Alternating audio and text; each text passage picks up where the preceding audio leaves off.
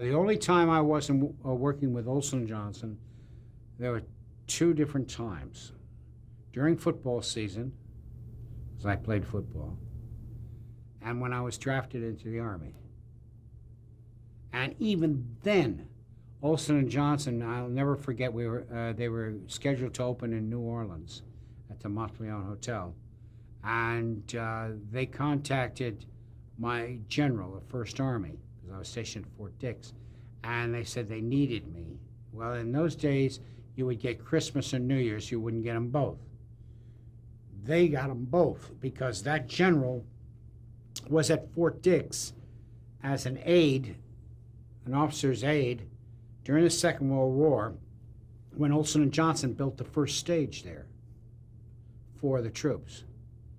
And, you know, you hear of the wonderful things that Bob Hope did for our servicemen, which he did. There is nobody in this world could ever say anything to me that would be against what Bob Hope did for our guys. Never in a million years. Or Martha Ray, or Johnny Grant for that matter, or any of the wonderful people, Abbott and Costello too, that went out of their way for our servicemen. But so did Olson and Johnson. So did Olson and Johnson. They took a whole Broadway show on tour to entertain the troops. I remember as a kid on troop trains. And I'll never forget it.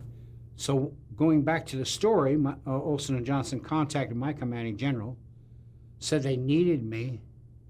I get a call to report to the commanding officer of First Army. I'm scared. I must have done something wrong. And I go in there, and he said, why didn't you tell me who your family were?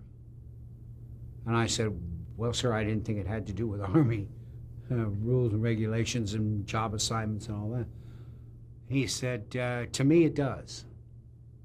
And he said, you are to report to McGuire Air Force Base. You will fly out on a hop.